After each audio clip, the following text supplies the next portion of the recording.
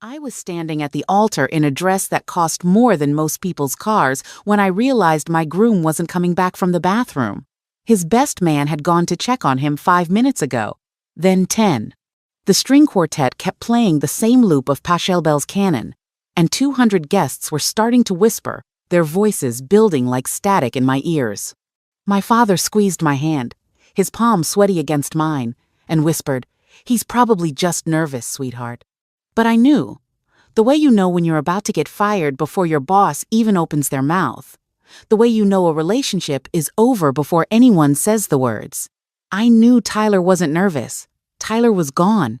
And I was standing there in ivory silk and hand-beaded lace, my dark skin glowing against the fabric, holding a bouquet of peonies that suddenly felt like evidence of my own stupidity, about to become the most humiliated woman in Los Angeles. That was 6 weeks ago. 6 weeks since my wedding became a funeral for a future that never existed. 6 weeks since pictures of me mascara running down my brown cheeks, my carefully laid edges ruined by tears. Veil Askew went viral with captions like, "Bride ditched at altar," and "When he ghosts you in real life." 6 weeks since I became a cautionary tale. A punchline. A story people told at dinner parties about dodging bullets and red flags everyone else could see, except the bride.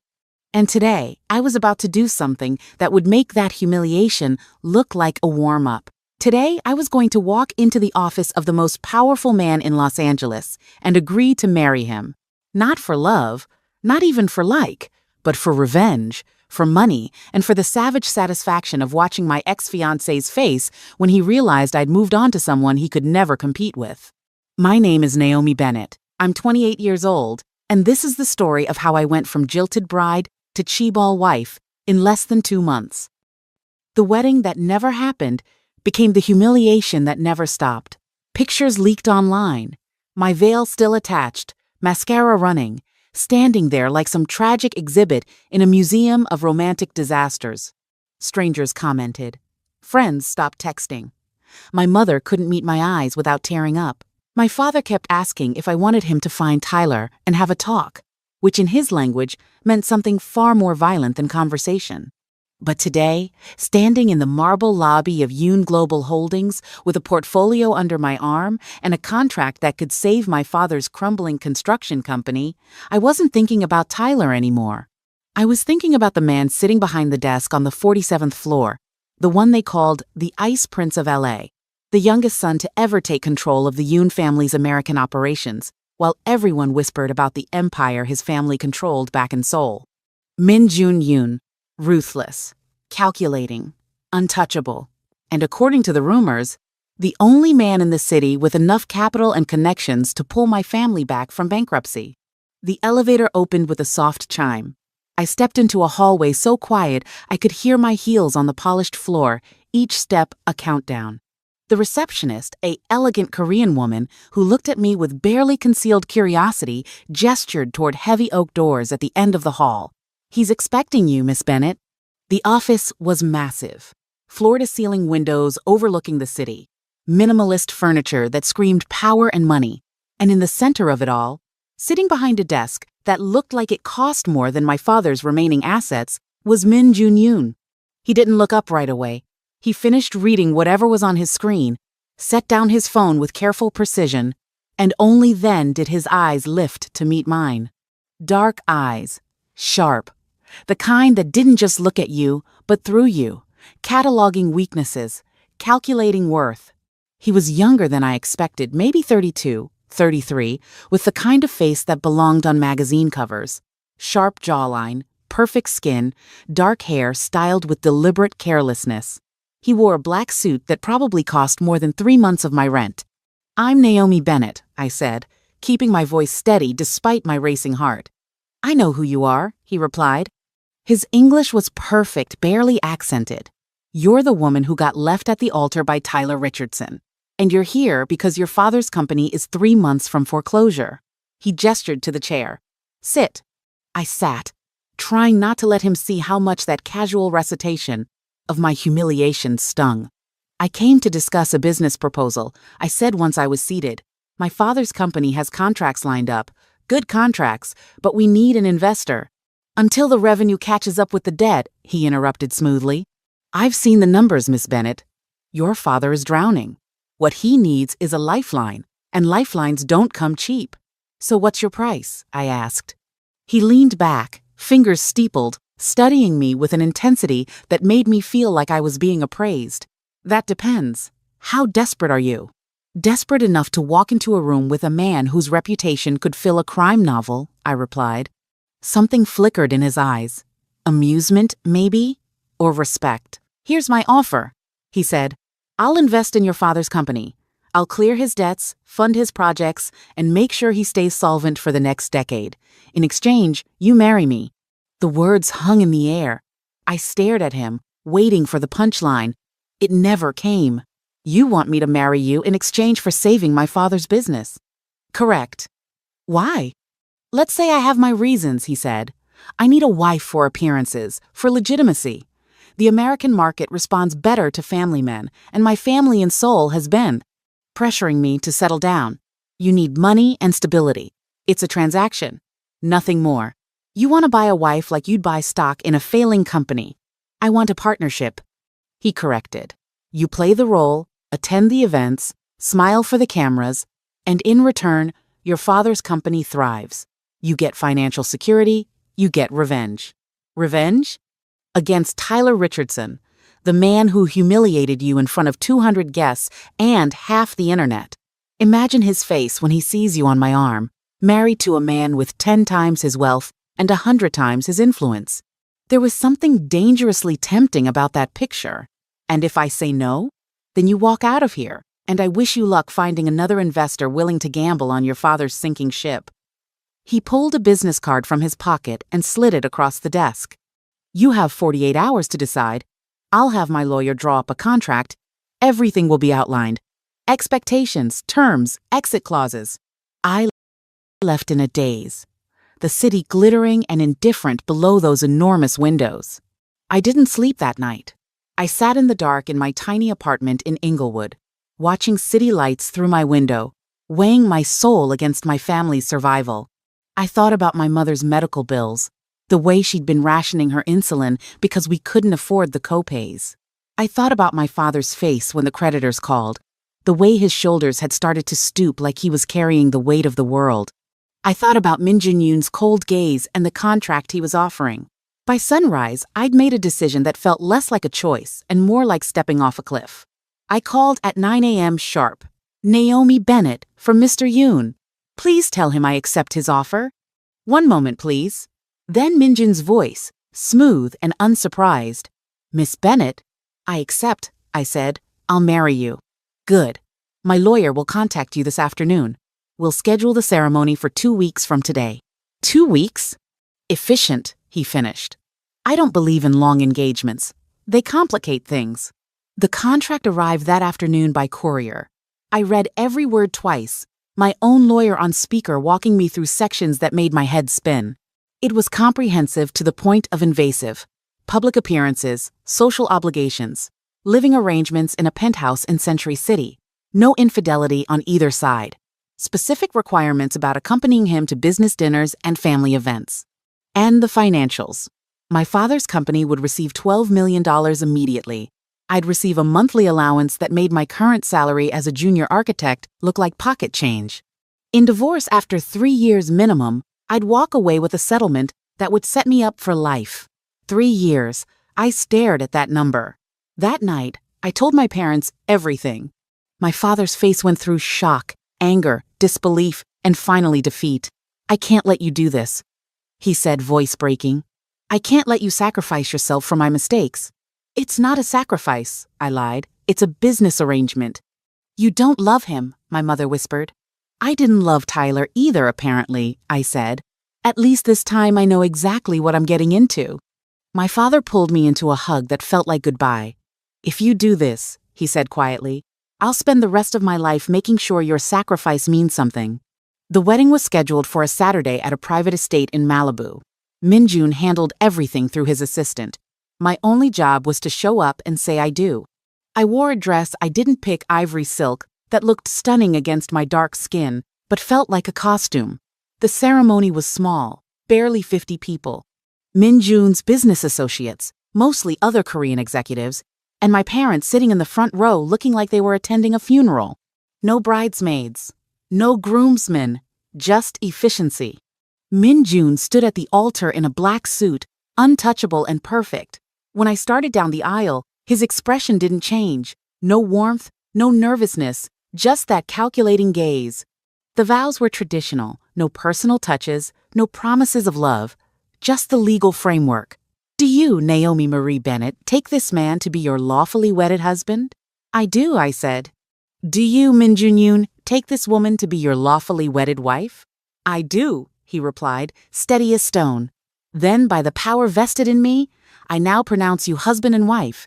You may kiss the bride. Min Jun stepped closer, his hand sliding to my waist. When he kissed me, it was brief, controlled, a performance. His lips were warm, but there was no passion, just obligation. The reception was equally controlled. Dinner with food I couldn't identify, expensive Korean fusion that his business partners raved about, speeches I didn't listen to, champagne I didn't taste, and a first dance that felt like a business negotiation set to music. You're doing well, he murmured, as we moved across the floor. Playing the part. This isn't a part, I replied quietly. This is my life now. For the next 3 years, he corrected. Then you're free. That night, he led me to a car, a sleek black Mercedes with a driver who never made eye contact. The penthouse was on the top floor of a building in Century City, so exclusive it didn't have a sign. When the elevator opened directly into the apartment, I stepped into a space that looked designed by someone who valued aesthetics over warmth. Everything was minimalist. White walls, dark furniture, floor-to-ceiling windows with views that probably cost millions. It felt more like a museum than a home. Your room is on the left, Min Jun said, loosening his tie. Mine is on the right. We'll share common spaces as needed, but I value privacy. So we're just roommates? I asked. We're business partners, he corrected. The marriage is legitimate, but the relationship is professional.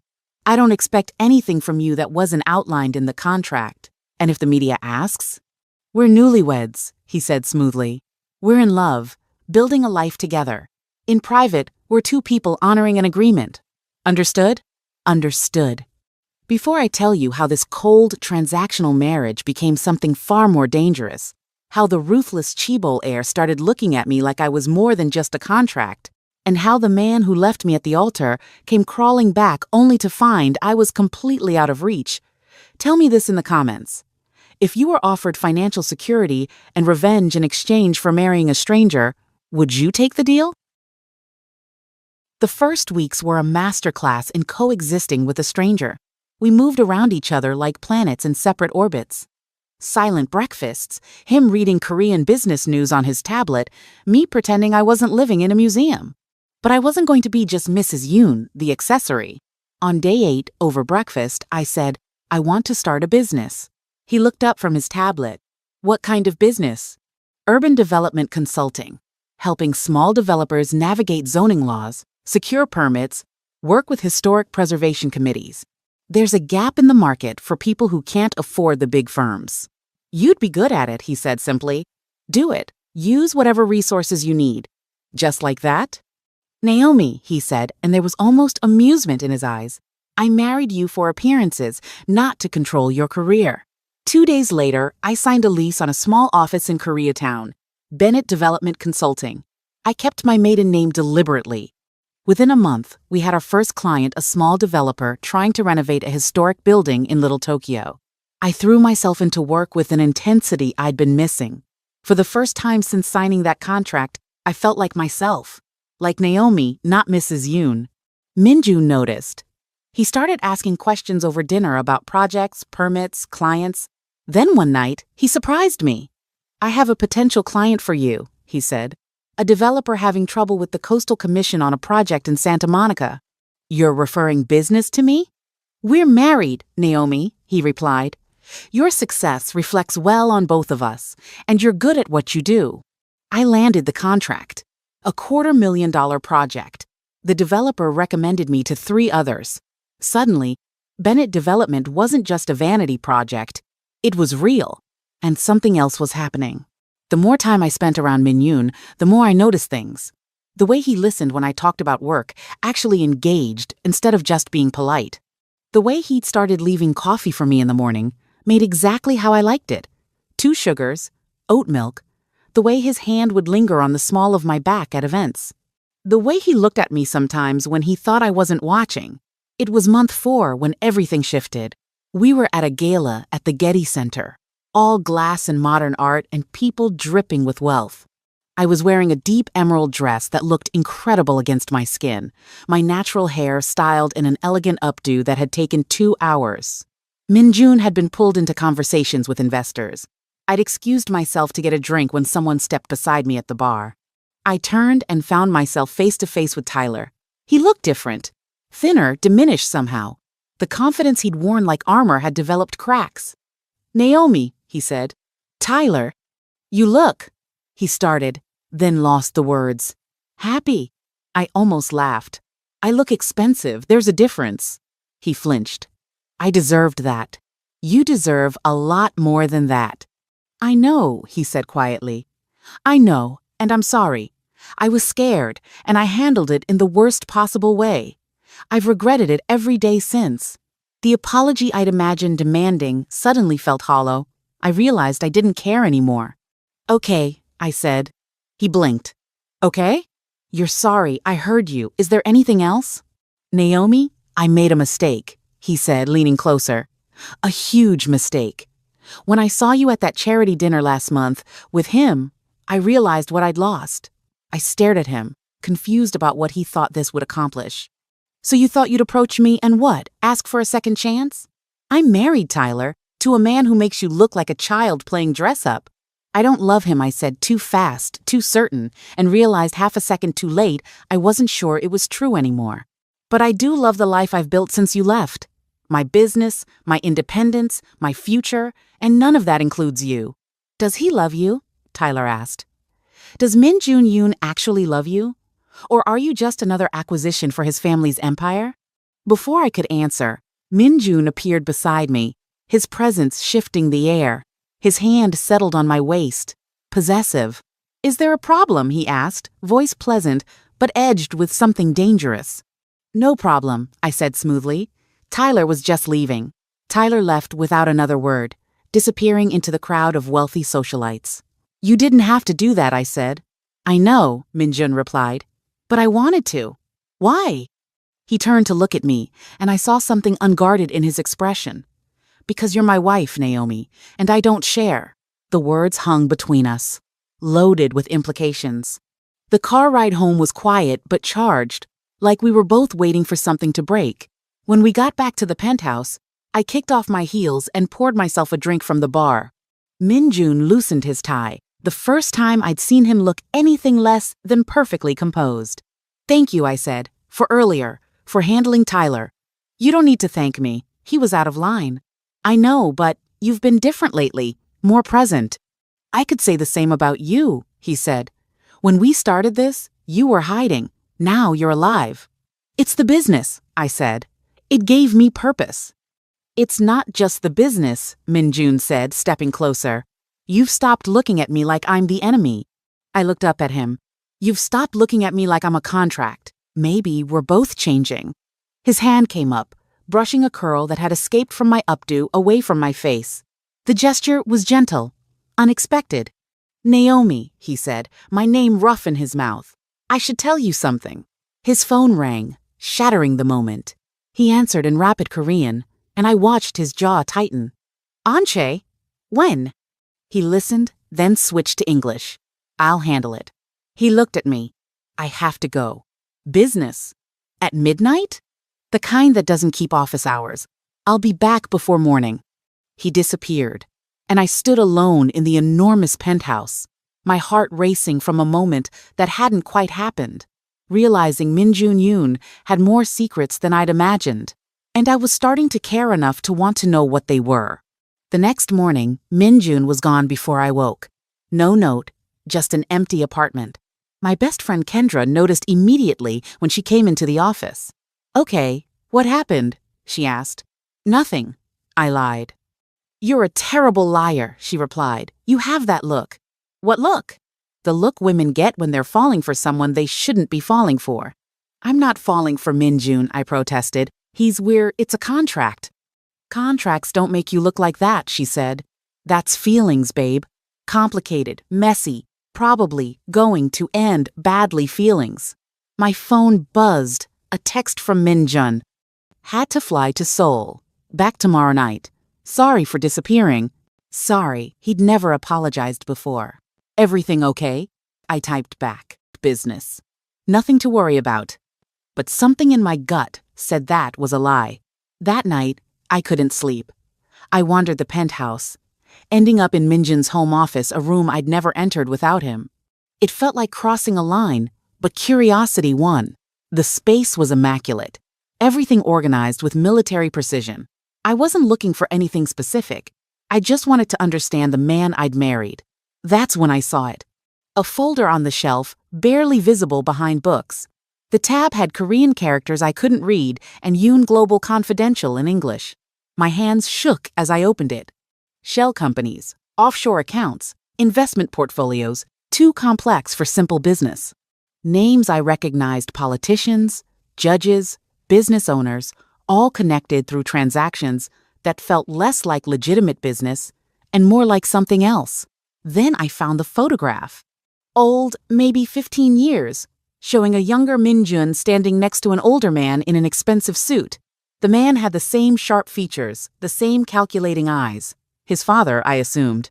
And beside them, other men in suits, their faces hard. I sat back, the ground shifting beneath me. I'd known Minjun came from money, that his family was powerful.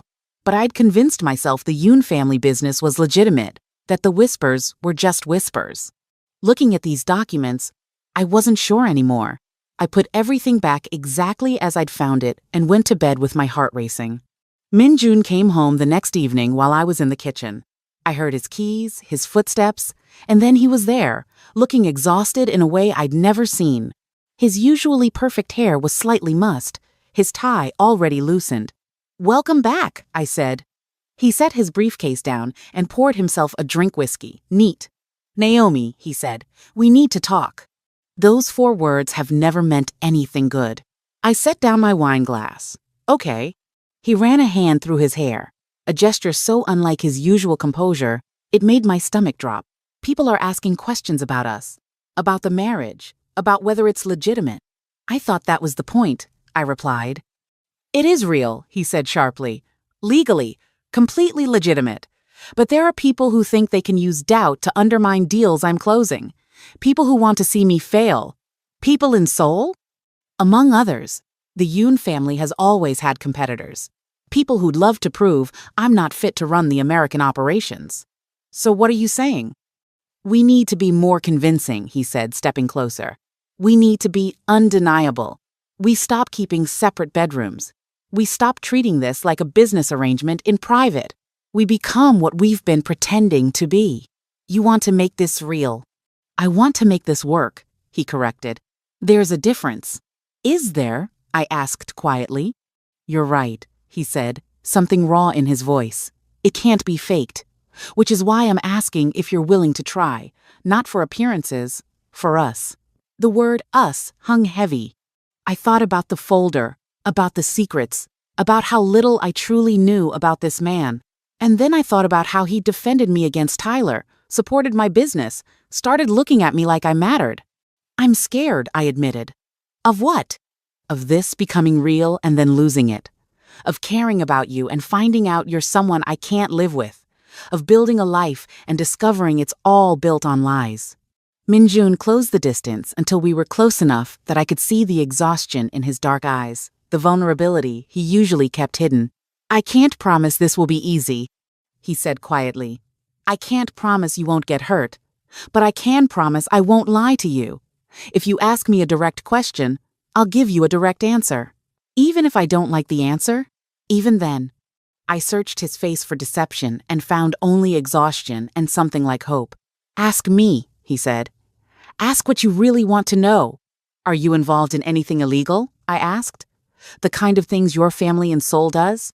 He didn't flinch. No, he said firmly. My father made choices I've spent my adult life distancing myself from. Everything I do, every deal, every contract, it's legitimate. I made sure of that. It's why I'm here in LA instead of Seoul. It's why half my family thinks I'm a disappointment. But I can't control what people think. I can't erase my last name or my family's history. There are people who'll always assume the worst because of where I come from. And there are people from my father's world who resent that I chose a different path. That's what the folder in your office is about, I said. The shell companies, the offshore accounts. His expression shifted, surprise flickering. You went through my office. I did, and I'm not sorry. I needed to know who I married. The shell companies are legal tax structures, he said evenly. The offshore accounts are for international holdings. Everything was set up by lawyers who specialize in keeping wealthy people on the right side of the law. It looks suspicious because complicated financial structures always do. But it's clean. I wanted to believe him. But trust isn't built on wanting. I need time, I said, to think about what you're asking. How much time? I don't know. How long does it take to decide if you're willing to risk your heart on someone who started as a business transaction? He smiled, real and vulnerable in a way I'd never seen. In my experience, the heart doesn't wait for permission. It just decides, and then you spend the rest of your time catching up. He left me in the kitchen, and I stood there feeling like I was on the edge of something vast and terrifying. That night, I called Kendra. I think I'm in trouble, I said. What kind of trouble? The kind where I'm falling for my husband, and I don't know if it's real or if I'm just lonely. Kendra laughed. Babe, you just described how most people fall in love. Messy and inconvenient and completely illogical. But this started as a contract. So, plenty of marriages start for practical reasons. Doesn't mean they can't become something else. What if there are things about him I can't live with? Then you deal with it when you know for sure, she said. But don't sabotage something real because you're scared. You've already survived the worst thing you thought could happen. You stood at an altar and got abandoned. You became a viral joke. And you built yourself back stronger. Don't let fear make you smaller now. I sat with her words long after we hung up, staring at the lights of Los Angeles stretched out below the penthouse, the city that had started to feel less like a prison and more like possibility. 3 days later, I made my decision. I found Minjun in his office, reading something on his laptop, afternoon sun cutting across his desk. He looked up when I entered, question in his eyes. I'm willing to try, I said, to make this real. Not for appearances, for us. He stood slowly. You're sure? No, I'm terrified. But I'm also tired of living half a life, because I'm scared of getting hurt again. Then we'll be terrified together. That night, I moved my things into his room. Not all of it, just enough to signal something had changed. Minjun helped, carrying boxes without comment, making space in his closet, clearing drawers. When we climbed into bed, it was awkward. We lay on opposite sides, both staring at the ceiling. This is weird, I said. Agreed. We should probably talk, I suggested. About what? About expectations. About what this means. We're married, Naomi, he said, turning to look at me. We've been married for months. The only thing that's changed is we're admitting we want more than a contract. What do you want? I asked. Honestly. He was quiet for a moment. I want you to look at me the way you did at that gala when Tyler walked away and you realized you didn't need him. Like you were powerful and free and exactly where you wanted to be. I rolled toward him. And what do you want me to see when I look at you? Not my father, not the legacy or the name or the assumptions people make, just me. I reached out, my hand finding his. Then that's what I'll see. It took 3 more days before he kissed me, really kissed me. We were in the kitchen, arguing about dinner. I wanted soul food from Dulan's. He wanted Korean barbecue when he just stopped mid-sentence. Then his hand was cupping my face and his mouth was on mine and everything disappeared. The kiss was nothing like our wedding. This was heat and urgency and months of tension breaking. His hand slid into my hair, careful of my curls, and I gripped his shirt like I was drowning. When we broke apart, both breathing hard, he pressed his forehead to mine. I've wanted to do that since the day you walked into my office, he admitted. Since before we were married? Since before I even made the offer, I saw you trying so hard to be strong, and I thought, this woman is going to destroy me. So you decided to marry me? Seemed like the safest option. Keep you close where I could pretend to have some control. And how's that working out? Terribly. I have absolutely no control when it comes to you. Good, I said, and kissed him again. That night marked a shift in everything. We stopped pretending to be roommates. We started acting like what we were becoming, two people navigating something that didn't fit any category. Some mornings I woke up tangled in his arms. Some nights we stayed up talking, his voice low in the dark, my fingers tracing patterns on his chest. He told me about his childhood, growing up in Seoul in a house where love was transactional and power was everything. About watching his father build an empire on fear and deciding he wanted something different. About the pressure of carrying a name that came with expectations he'd spent his life trying to rewrite. I told him about Tyler, about the real damage that abandonment had done, about feeling like I was never quite enough, never quite worth staying for. About building Bennett Development not just for success, but for proof that I could create something valuable on my own terms. We learned each other slowly, carefully, like people who'd been burned before. But we learned. And somewhere in that learning, the transaction transformed into something neither of us had planned for. Love. Real, complicated, inconvenient love. Of course, nothing that good lasts without someone trying to take it away. It started with a phone call at 3 a.m., the kind that pulls you from sleep with your heart already racing. Min Jun's phone lit up the bedroom, vibrating with urgency that meant nothing good. He grabbed it before the second ring, answering in Korean. I watched his face in the dim light, watched his jaw tighten, his free hand clench into a fist. Anja? When? His voice was ice. Neka 20 pun ane kaike. I'll be there in 20. He hung up and was already moving, throwing off covers, reaching for clothes. What happened? I asked. Business, he said, but the words sounded like a lie. At 3 a.m.? Naomi, please, he said, and I heard desperation beneath his control. I need you to trust me. I'll explain everything when I get back, but right now I have to go. He was dressed in under 2 minutes. He paused at the door, backlit by hallway light, and looked at me like he was memorizing my face. Saronhei, he said softly. Then in English, I love you, and I'm sorry. Then he was gone, and I was alone with 2 words echoing. He'd never said he loved me before, and he'd apologized like he was saying goodbye. I didn't sleep. I sat as the sky slowly lightened over Los Angeles, my mind spinning through every terrible possibility. By 8 a.m., I'd called him 4 times. All 4 went straight to voicemail. By noon, I'd driven myself to panic. The call came at 2:37 p.m. Not from Min Jun, but from an unknown number. Mrs. Yoon? A woman's voice asked, professional and neutral. Yes. This is Detective Lisa Park with the FBI. I need you to come down to our offices. Your husband has been detained. The words didn't make sense at first. Detained? For what? I'm not at liberty to discuss details over the phone, but I'd advise you to bring a lawyer. I called Min Jun's attorney before I grabbed my keys, my hand shaking. David Chen answered on the second ring.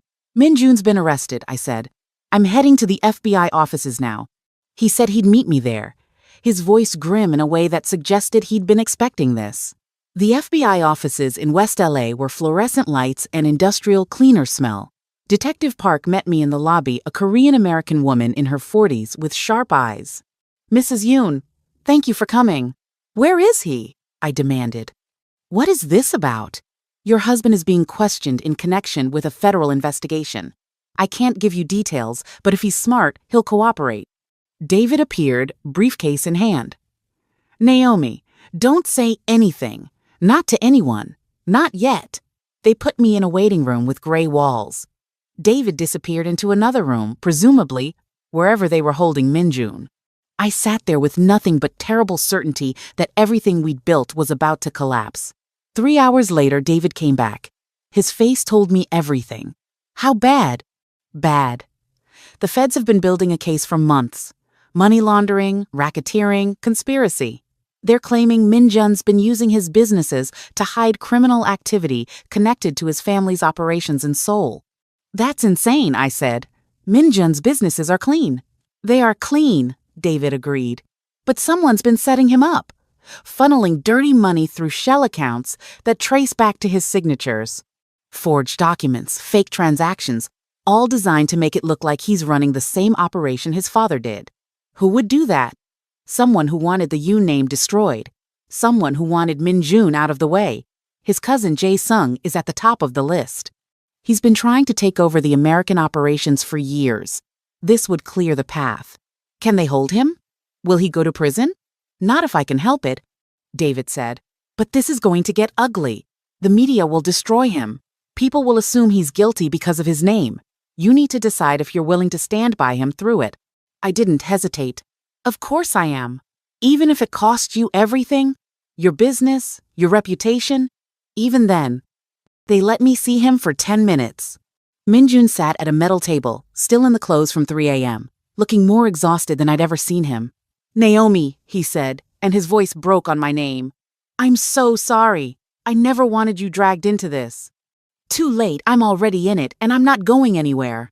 You should walk away while you can. This is going to destroy me, and I won't let it destroy you too. I spent 2 years planning a wedding to a man who abandoned me at the altar, I said. I built a business from nothing. I married you in a contract that was supposed to be temporary, and somewhere along the way I fell in love with you for real. Do you think I'm going to leave now? He stared at me, tears in his eyes. Salungha, I love you. I know you said it this morning, right before you disappeared and got arrested. Excellent timing. He laughed, half-sob.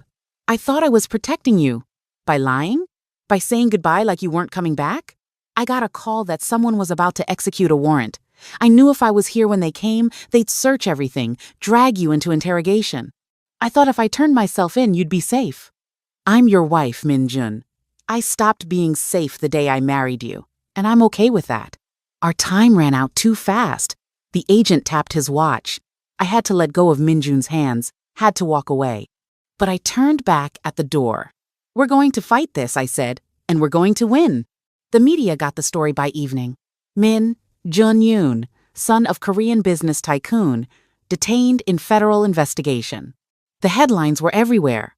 My phone started ringing. Reporters wanting comments, clients nervously asking if Bennett Development was connected. I turned off my phone and went home to the penthouse that felt haunted. That night, I did something I'd never done. I went through every file in Min Jun's office, not looking for guilt, searching for innocence, for proof. I found it at 2 a.m., buried in security files. Emails between Min Jun and his IT head discussing unauthorized access to company accounts. Logs showing login attempts from IP addresses in Seoul that didn't match Min Jun's locations. Memos to legal about suspicious activity suggesting someone was compromising his systems. He'd known someone was setting him up. He'd been documenting it for months. I called David immediately. I found something.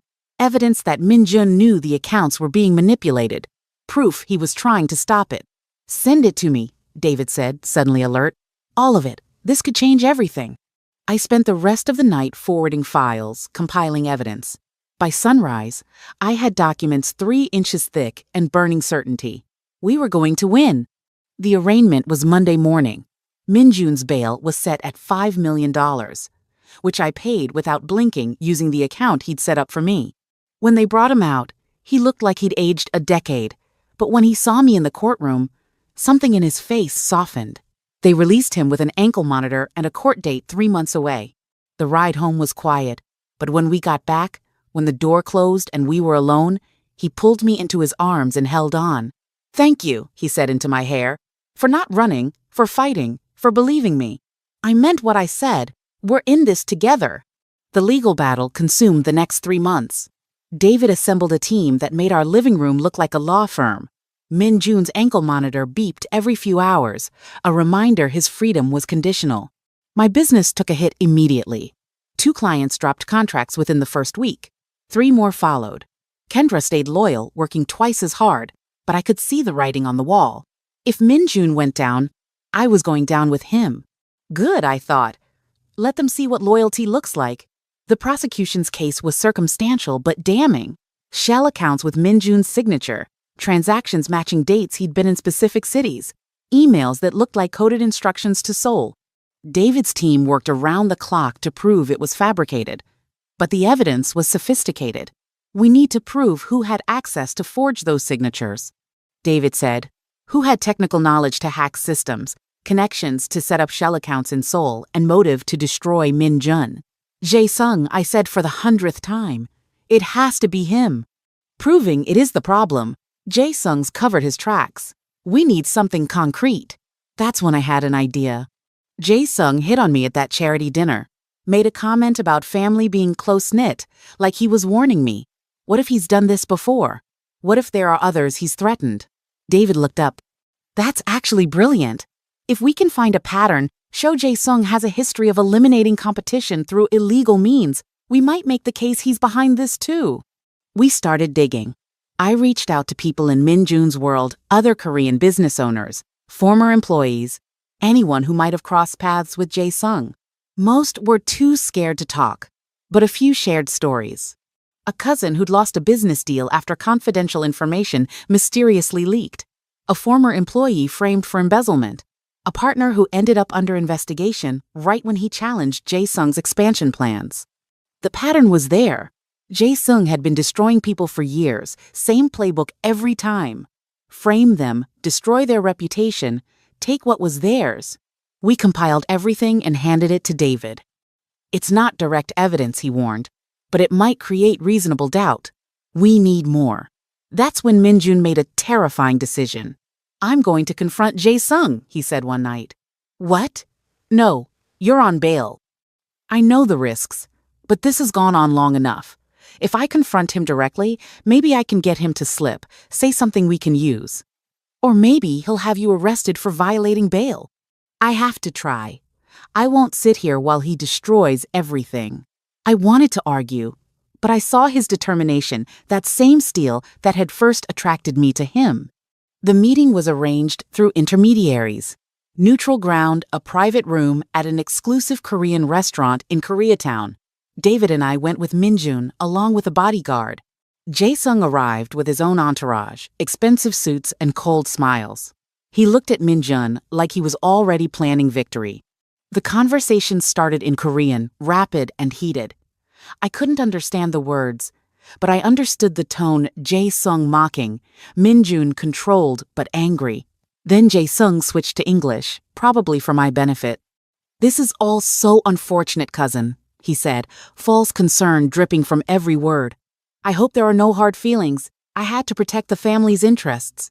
Protect your interests by framing me for crimes you committed? Careful with accusations you can't prove. That's what got you into this mess. You won't win, Min Jun said. I have too much evidence, too many people who know the truth. Jae-sung leaned forward. Evidence can disappear. People can be persuaded to remember differently. And when this is over, when you're in a cell paying for your father's sins, someone will need to take over the American operations. Might as well keep it in the family. There. The admission we needed, wrapped in deniability but clear enough. David had his phone recording under the table. We had it. See you in court, Min Jun said, standing. May the best man win, cousin, Jae-sung replied, still smiling. The recording wasn't a smoking gun, but it was ammunition. Combined with the pattern of Jae-sung's behavior, evidence of hacking attempts from Seoul, and testimony from people he'd burned, we started building a counter-narrative. Min Jun wasn't a criminal. He was a target. The trial started on a gray October Tuesday. The courthouse was mobbed with reporters, Korean media, American media, everyone hungry for the story of the Chaebol heir on trial. Min Jun walked with his head high, my hand in his. Let them see us, I thought. Let them see we're not broken. The prosecution took 2 weeks. Witnesses testifying about suspicious transactions, financial experts explaining money laundering in both English and Korean with translators, investigators tracing shell accounts to Min Jun's signature. It was thorough, professional, devastating. Our defense took 3 weeks.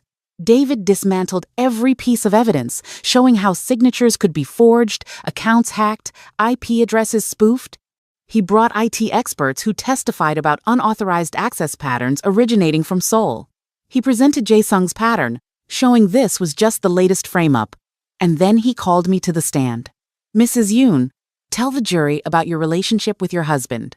I took a breath and looked at the jury, a mix of faces, some Korean, some black, some white, all watching me with curiosity.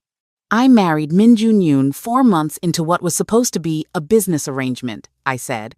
"A contract to save my father's company and give him a legitimate marriage for appearances. But somewhere along the way, it stopped being a contract. I fell in love with a man who'd spent his life trying to be different from his father, trying to build something legitimate in America. And I've watched him fight for that every day." The prosecutor objected. The judge allowed it. "Tell us about the night your husband was arrested," David prompted. I did. The 3 a.m. call, Min Jun leaving to protect me, finding evidence in his office proving he'd been trying to stop the fraud.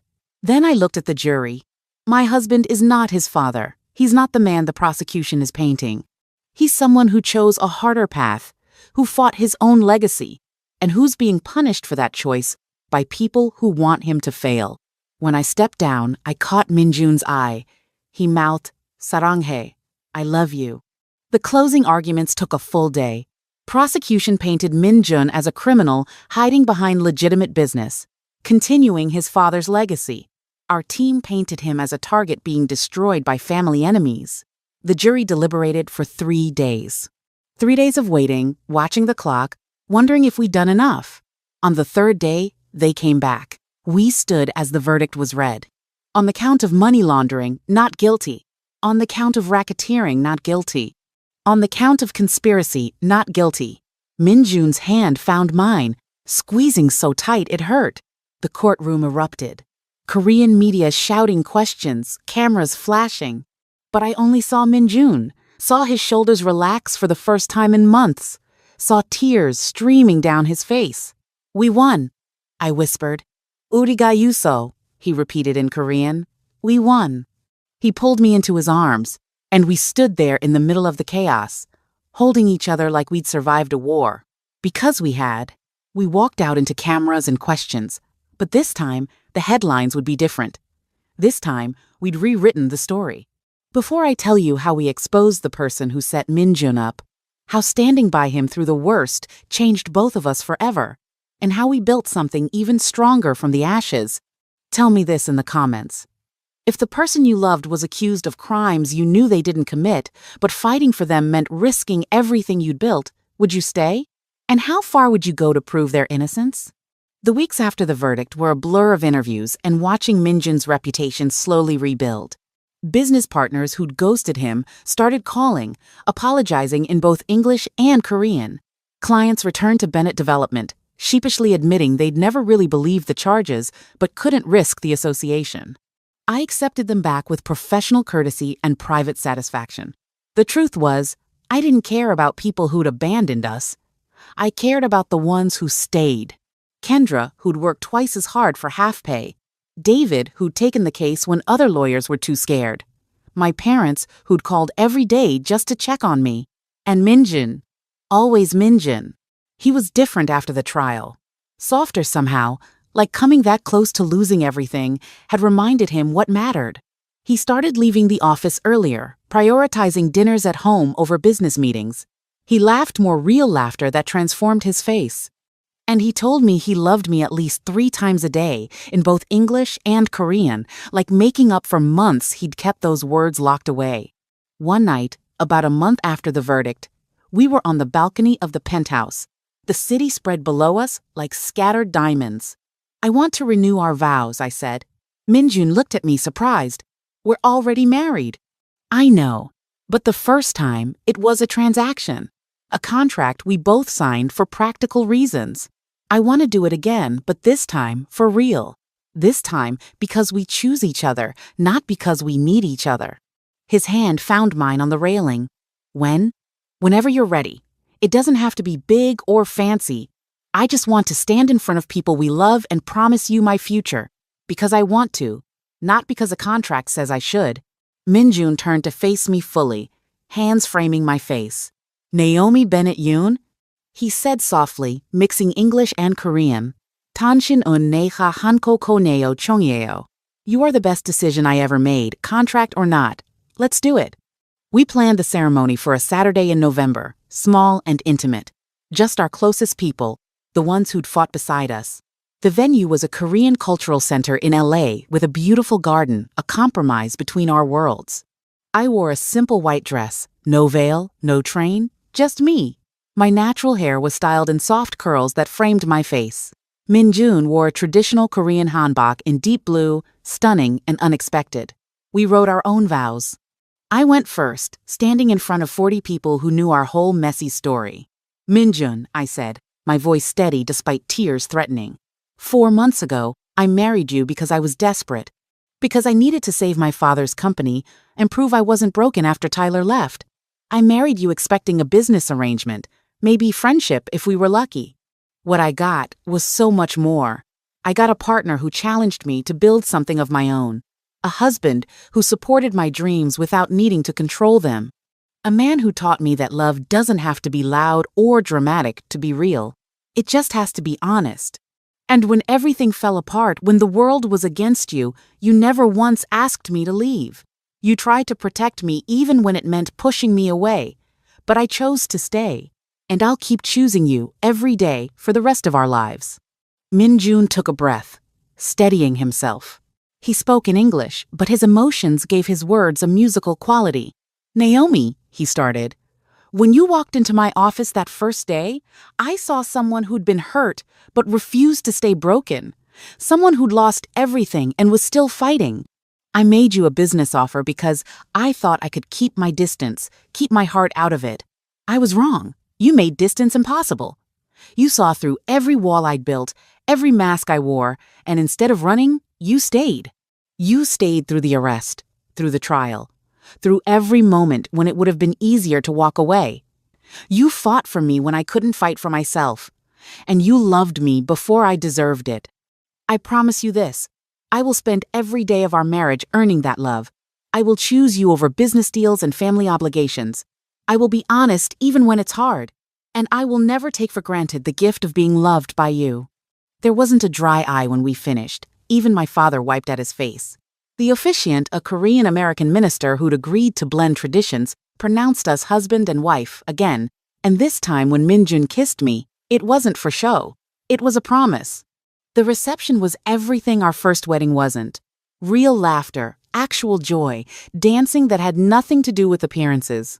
Kendra gave a speech about watching me transform from broken to stronger. David talked about Min-jun's integrity, about watching him fight to be different from his father. My father thanked Min-jun for giving me a reason to trust again. Min-jun's mother had flown in from Seoul, an elegant woman with sharp features and designer clothes. She gave a speech in Korean that Min-jun translated for me later, about how I'd saved her son, about how proud she was that he'd chosen his own path, about how grateful she was that he'd found real love. Late in the evening, I found myself alone in the garden. The party continued inside, music and voices drifting through Open Doors K-pop, mixing with R&B, kimchi sitting beside collard greens on the buffet, but out here it was peaceful. Hiding? Min-jun's voice came from behind me. He stepped out with 2 glasses of champagne, still wearing the hanbok that made him look like he'd stepped out of a historical drama. Thinking, I corrected, taking a glass. About how different this is from what I imagined. When I was planning my wedding to Tyler, I had this whole vision. 300 guests, an orchestra, a dress that cost a fortune. I thought that's what made a wedding special. But this is better. This is real. Min-jun moved beside me.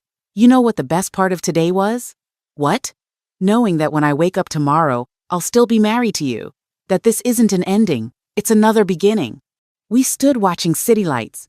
2 people who'd started as strangers, become business partners, evolved into something that looked like love, and finally chosen each other completely. I'm glad Tyler was a coward, I said suddenly. Min-jun laughed. What? If he hadn't left me at that altar, I never would have walked into your office. I never would have started my business or fought for something real. So, in a weird way, I'm grateful he left. Remind me to send him a thank you card. Absolutely not. He doesn't get to know how well things turned out.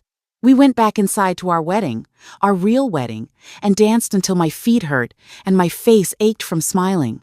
And when we left, rice and petals falling around us, I realized something I'd never believed after standing abandoned at an altar. Sometimes the best thing that can happen is having your plans fall apart. Because what you build from the pieces might be better than anything you imagined.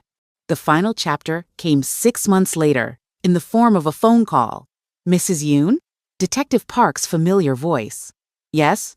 Jae Sung-yoon was arrested this morning in Seoul on charges of fraud, conspiracy, and obstruction of justice. The Korean prosecutors worked with our evidence. He's looking at 15 to 20 years in a Korean prison. I sat down slowly. You proved it. We did. Thanks in large part to the evidence your husband's team provided. The pattern you helped establish was key to building our case. After we hung up, I called Min-jun immediately. It's over. Jae-sung was arrested in Seoul. They got him. The silence lasted long enough. I thought we'd been disconnected. Then I heard him exhale. Chan Markata? It's really over? It's really over. We can stop looking over our shoulders. That evening, we sat in the living room where this had all started. How does it feel? I asked, knowing it's finally done. Like I can breathe again, Min-jun said.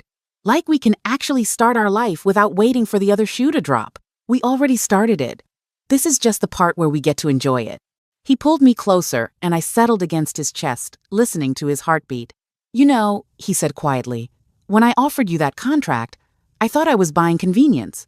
A wife for appearances, a solution to a business problem. I thought you were buying a lot more than that. My father's company, my cooperation, my presence at events. You got a package deal. And what did you think you were getting? An escape, a way to save my family and get revenge on Tyler, financial security, a purpose. And what did you actually get? Everything I didn't know I needed. A partner, a friend, someone who saw me as more than a walking bank account or trophy wife. Someone who challenged me to build my own empire instead of existing in yours. We sat in comfortable silence, the kind that only comes when two people have survived the worst together. So what now? I asked. Now we live, Min-jun said simply. We build our businesses, we travel, we have ridiculous arguments about dinner. We become that boring couple who's annoyingly happy. Sounds perfect. It really does. 1 year after the trial, Bennett Development had 15 employees, offices in 2 cities, and a reputation for taking on projects big firms ignored. We just closed a deal to redevelop an entire block of historic buildings in downtown LA Koreatown, meeting Little Ethiopia, old and new mixing the kind of contract that would have seemed impossible when I was operating from a single room. I was reviewing blueprints when my assistant knocked. Mrs. Yoon, there's someone here to see you. No appointment. Says it's personal. When I looked up, I saw Tyler standing in my doorway. He looked worse, not physically, but something defeated in his posture suggested life hadn't been kind. Can we talk? He asked. I considered saying no, calling security, but curiosity won. Plus, I wanted him to see what I'd built. 5 minutes. He sat across from my desk, looking at the sleek office, plaques from completed projects, photos of my team diverse faces, proud smiles. You've done well, he said. I worked hard. What do you want, Tyler? I came to apologize. Really apologize, not the half-assed attempt at that gala. What I did was unforgivable. I was a coward, and you deserved better. I waited, saying nothing. I've been in therapy, he continued, trying to figure out why I sabotage good things. And I kept coming back to you, to what I threw away. I heard you remarried, that you're happy. You heard correctly, I'm very happy. He nodded. I'm glad. You deserve that. Is that all? I'm getting married, he said abruptly. In 3 months. To someone I met 6 months ago. It's fast, but she's good for me. She calls me on my bullshit. I felt absolutely nothing. No jealousy, no vindication, just mild curiosity about why he was telling me. Congratulations. Thank you. I wanted to tell you in person, and I wanted to ask, do you forgive me? For what I did, for how I did it. I leaned back, studying the man who'd once been my entire future. Forgiveness is complicated. What you did hurt. It humiliated me, broke something that took a long time to heal, but it also freed me. It pushed me toward a life I never would have chosen. A life that turned out to be exactly what I needed. So do I forgive you? Yes. But not because you deserve it, because holding on to anger was taking up space I needed for better things. Tyler's eyes got wet. Thank you. I hope your wedding goes better than ours was supposed to, I said, not unkindly. I hope you show up. I will. I'm different now. People don't really change, Tyler. They just become more honestly themselves. Make sure she knows who you really are before you marry her. He left, and I sat processing the strange closure. Then I texted Min-jun. Tyler just showed up to apologize and tell me he's getting married. His response came immediately. Want me to have him followed? Just to make sure he shows up this time? I laughed. No stalking my ex. Professional boundaries. Fine. But if he hurts you again, all bets are off. He didn't hurt me. I felt nothing. That's how I know I'm over it. Good. Because I'm very possessive of my wife and don't like sharing her emotional energy with cowards. That evening, I told Min-jun the whole story over dinner, kalbi, and collard greens, our usual compromise. How did it feel? He asked. Seeing him like that? Anticlimactic. I spent so long being angry, making him the villain, and now he's just a guy. Someone who made a mistake that changed both our lives, but who isn't important to my present or future. Min-jun raised his wine glass. To Tyler Richardson, for being stupid enough to leave you at the altar and clearing the path for me. I'll drink to that. We'd just finished when Min-jun's phone buzzed. He glanced at it, expression changing. What? My mother. She's asking to visit next month. Your mother? The one you haven't seen since the trial? The very same. Apparently she wants to spend more time in LA, get to know you better. His relationship with his family had been complicated. His mother had stayed with his father through decades of questionable business practices, had looked the other way, and had been distant when Min-jun chose to go legitimate. But seeing him nearly destroyed had changed something in her. Do you want her to visit? I don't know, part of me wants to tell her it's too late. But another part wants closure. I finished. Wants to hear her say she's proud of you for becoming someone different. He looked at me. Is that stupid? It's human, and whatever you decide, I'll be there. He thought about it for 2 days before agreeing. His mother stayed for 2 weeks, splitting time between a hotel in Koreatown and our penthouse. She was different than I expected, elegant and sharp, yes, but also warmer. She brought gifts, traditional Korean pottery for the apartment, silk scarves for me. She cooked elaborate meals, teaching me to make kimchi, jjigae, and japchae, mixing in stories about Min-jun as a child. One evening, while Min-jun was at a late meeting, she and I sat on the balcony with tea. I owe you an apology, she said in careful English, for not supporting Min-jun when he chose to leave Seoul, for not being there during the trial, for not seeing what I should have seen, that he was trying to be better than his father, better than our whole family. He needed to hear that from you, not me. I told him, but I wanted you to know too. You saved my son, not just from prison, but from becoming someone he would have hated.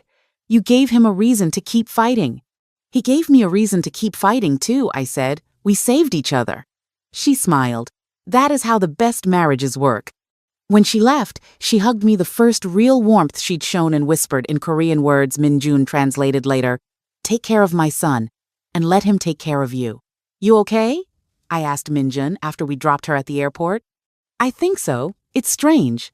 I spent years being angry, and now, I don't know. Maybe I'm just tired of holding grudges. You've grown. A year ago, you would have refused to see her. He smiled. You're good for me.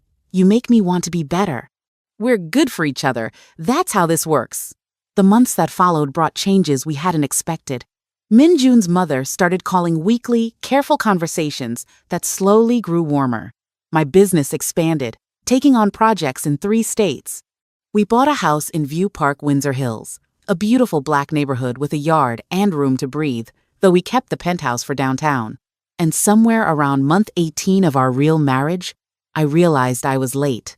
Not late for an appointment, late in the way that makes you buy a pregnancy test at 11 p.m. and take it in the bathroom while your husband sleeps. I stared at the 2 pink lines, heart racing. We'd never talked about kids. It hadn't been part of the contract, hadn't been part of the plan when we renewed vows. We were building careers, rebuilding relationships, still figuring out how to be married for real. But here it was. A future we hadn't planned for, arriving whether we were ready or not. I walked back into the bedroom, where Minjun was reading something on his tablet, completely oblivious. "We need to talk," I said.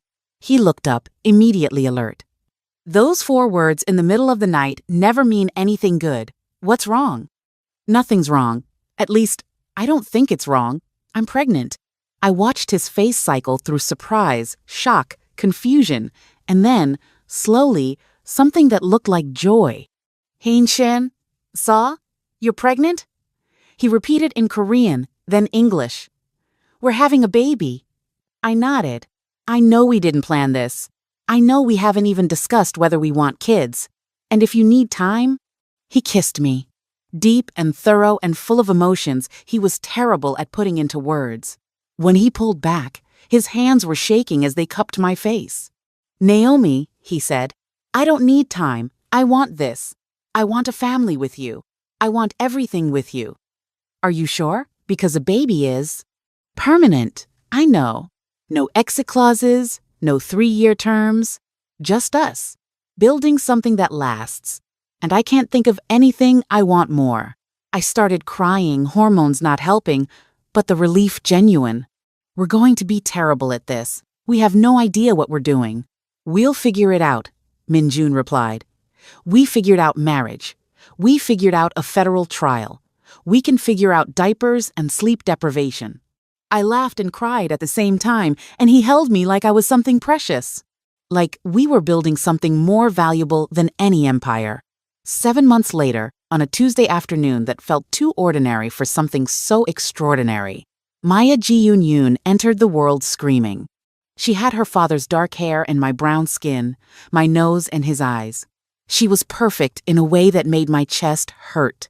Minjun stood beside the hospital bed, looking at our daughter like she'd hung the moon, and I realized this was what we'd been building toward all along. Not the wedding or the businesses or the court victories. This small, perfect person who represented every choice we'd made to be better than our pasts. Before I finish this story, before I tell you what happened to everyone and how it all turned out, I want to say something to anyone listening. Life rarely goes according to plan. The wedding you dreamed of might end in humiliation. The contract you signed might become real love. The man everyone warns you about might become the person who fights for you hardest. What I learned, standing at that altar alone, then standing beside Minjun through everything that came after, is this. Sometimes the worst thing that happens is just clearing the path for something better. Sometimes being left makes room for being chosen. And sometimes the most transactional beginning leads to the most genuine ending. So here's where everyone ended up. Tyler married his fiancée. I sent a card because I'm petty enough to want him to know I'd moved on completely. They're happy, or at least they post like they're happy. Kendra is now VP of Operations at Bennett Development. She still makes jokes about my Chibo wife era, but admits the healthcare benefits are excellent. David started his own law practice, specializing in defending people falsely accused of white-collar crimes. Business is unfortunately booming. My father's construction company is thriving, building commercial projects across Southern California. He calls every week to check on his granddaughter, teaching her Haitian Creole words mixed with Korean. My mother volunteers at a community center in Inglewood, teaching financial literacy to young Black women. She wants to make sure other daughters don't end up desperate enough to marry strangers. Jae Sung-yoon is serving 18 years in a Korean prison. I hear he's not adjusting well. Minjun's mother visits twice a year, bringing gifts for Maya and slowly rebuilding trust with her son. She'll never get back the years she lost, but she's trying. And Minjun and I? We're building something that doesn't fit any category we understood when we started. We run our respective empires, raise our daughter, argue about whose turn it is for the 3 a.m. feeding, and whether to give her Korean food or soul food first. We've been married 3 years legally, 2 years really, and it's messier and harder and more beautiful than any contract could have outlined. 2 years into parenthood, we'd learn things. First, no amount of money makes a colicky baby sleep through the night. Second, love expands in ways you can't predict until you're standing over a crib at 4 a.m., wondering how something so small takes up so much space in your heart. And third, The man I'd married in a contract was a better father than I'd imagined. I watched Min-jun with Maya, the way he'd drop everything when she cried, the way he read her the same Korean fairy tale 5 times without complaint, the way he sang to her in Korean while I sang in English, creating this beautiful mixed lullaby. This was the man people had called ruthless, the chaebol heir who was supposed to be cold and calculating. And here he was, covered in spit-up, singing off-key Korean songs, completely undone by a 20-pound human who couldn't even say his name yet. "You're staring," he said one night, catching me watching him change her diaper, with focused intensity. "I'm appreciating, there's a difference." He finished the diaper, picked up our daughter, and crossed to where I stood. Appreciating what exactly? How far we've come, from a contract marriage to this. He kissed my forehead, Maya babbling between us. Best contract I ever signed. Even with the 3 a.m. feedings? Especially with the 3 a.m. feedings. Life developed a rhythm. Min-jun cut back hours at Yoon Global Holdings, promoting trusted executives and delegating more. He said he'd spent too long building an empire and not enough time building a life. I scaled back at Bennett Development too, though I kept my hand in big projects. Kendra ran day to day while I focused on strategy. We weren't less ambitious. We were just ambitious about different things now. Family dinners became sacred. My parents drove in twice a month from Inglewood, my mother teaching me her recipes, my father building block towers for Maya to knock down. Min-jun's mother video called from Seoul weekly, teaching Maya Korean words through the screen. Even she and my mother had started bonding 2 strong women from different worlds, comparing notes on granddaughter spoiling in a mix of English, Korean, and hand gestures.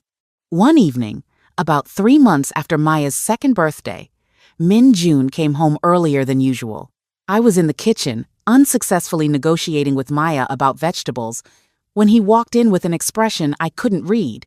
"We need to talk," he said, and my stomach dropped. "What's wrong?" "Nothing's wrong. At least, I hope it's not. I've been thinking about something, about the business, about my role in it, about what I'm building and why." He paused. "I don't want to be CEO of Yoon Global Holdings anymore." I stared at him. "You're quitting?" "Transitioning. I want to promote Ji-hoon to CEO. He's brilliant, loyal, been with the company since the beginning, and I want to start something new.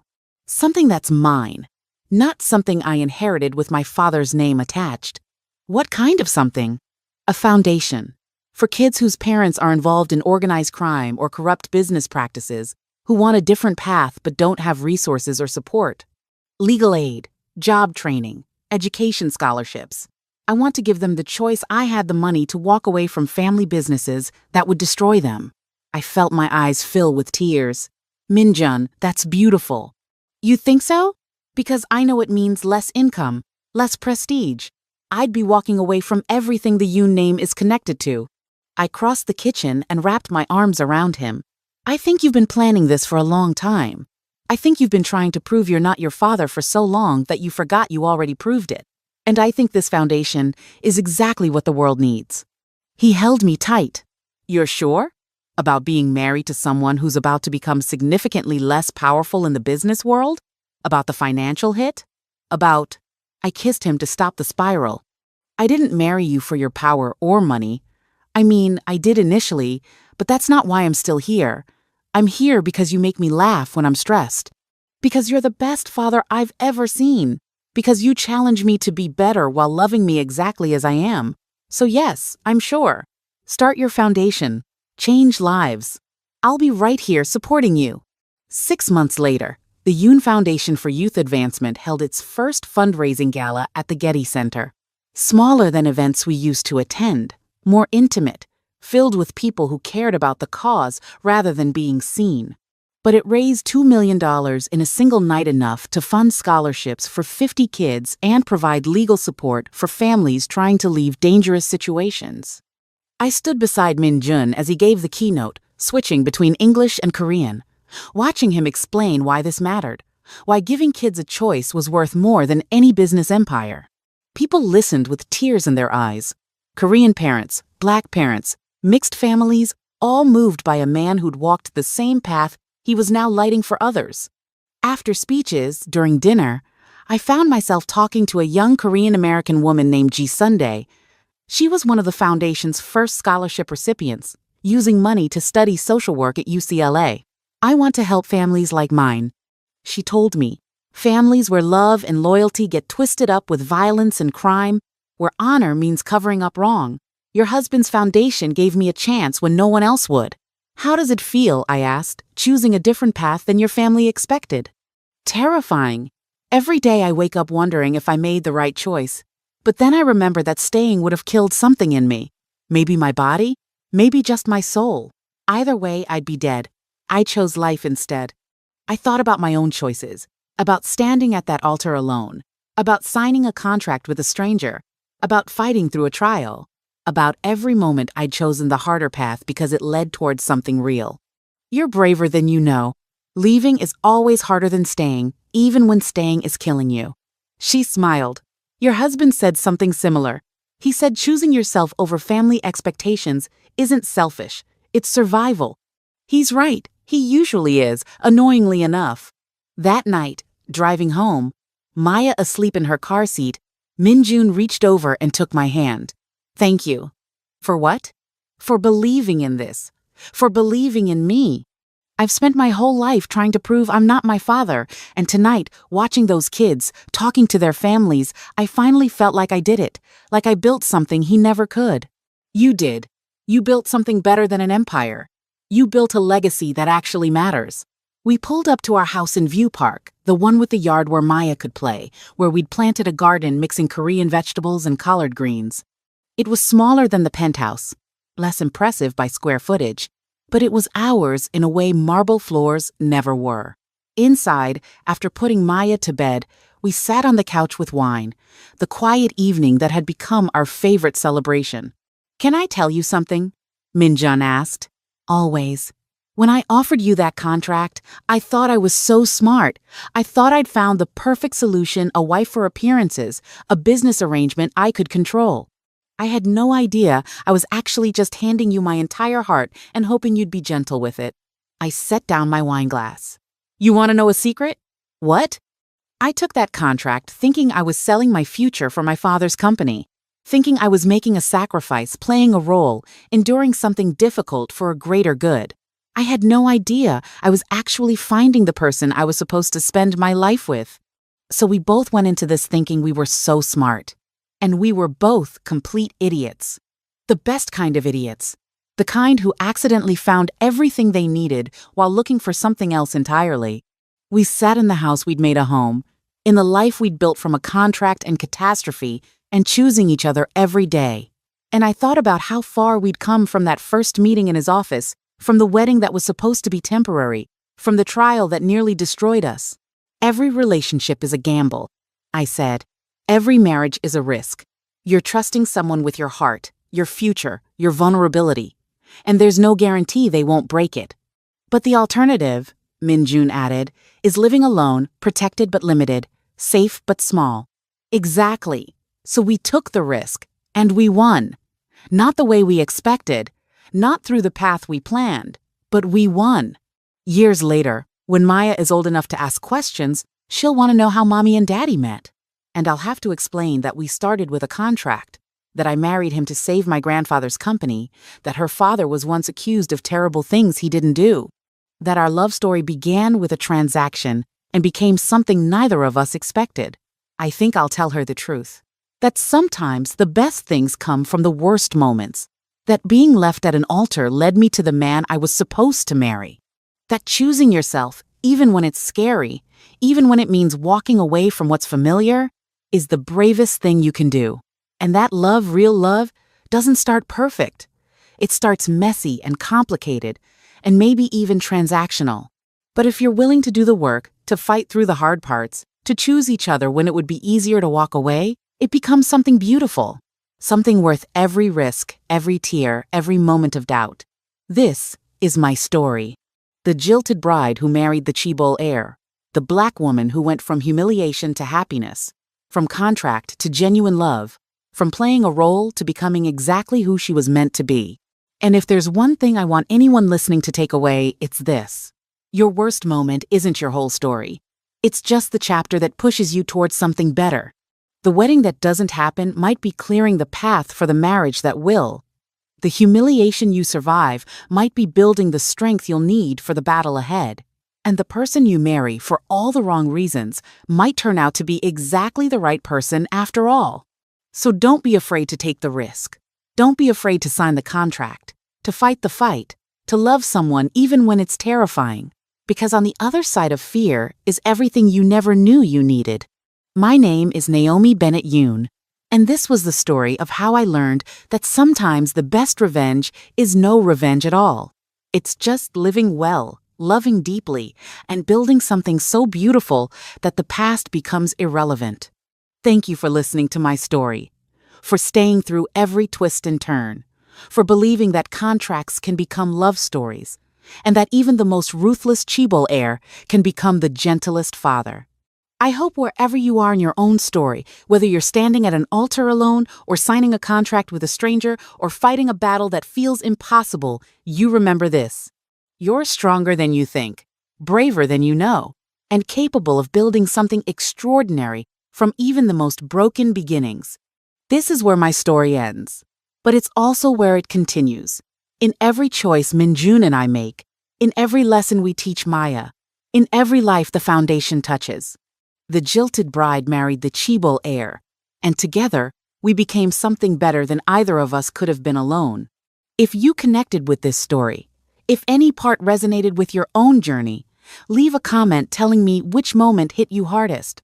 Was it the betrayal? The contract proposal? The trial? The unexpected baby? The foundation?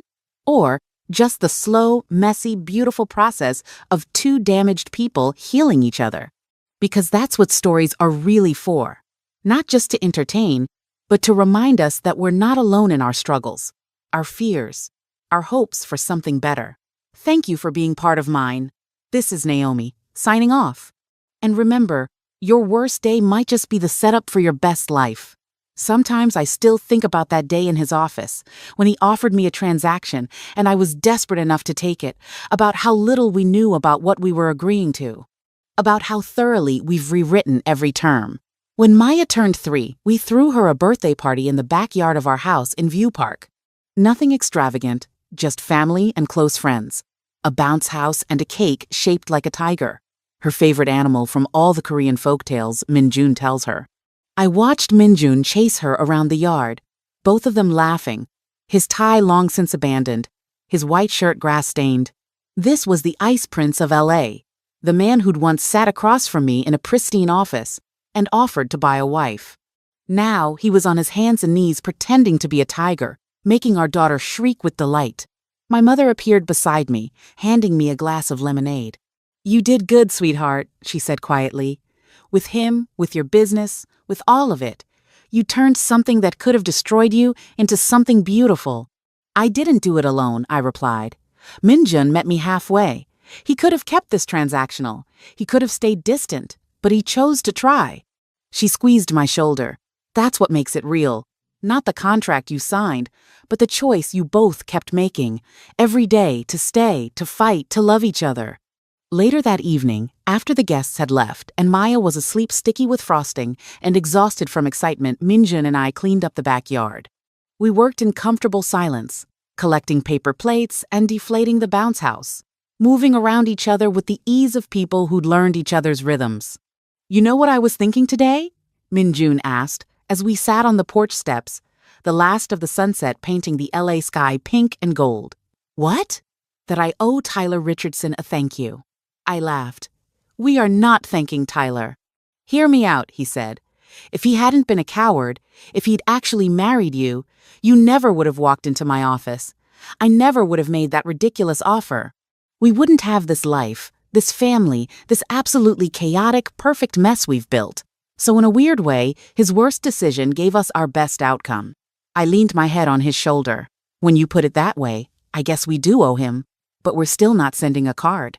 "Fair enough," he agreed.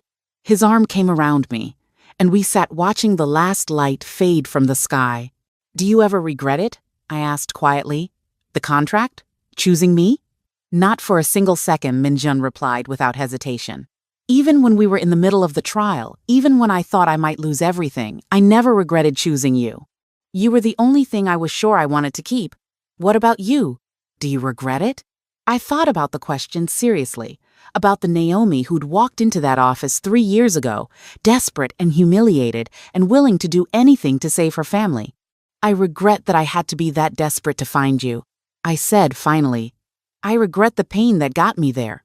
But the choice itself? Marrying you? No. That's the best decision I've ever made. Even better than starting your business? Even better than that, I confirmed. Because the business grew from the safety you gave me. The confidence to build something came from knowing I had a partner who believed in me. Everything good in my life traces back to that contract, so no regrets. We sat in the gathering dark, two people who'd started as strangers with a business arrangement and become a family. The house behind us held our daughter, sleeping peacefully, oblivious to the complicated history that had brought her parents together. And I realized that was exactly as it should be. She didn't need to know about contracts and transactions and desperate deals. She just needed to know she was loved by two people who'd found each other in the most unlikely way and built something real from the most artificial beginning. The jilted bride married the chi-bol heir, and together, we became something better than either of us could have been alone.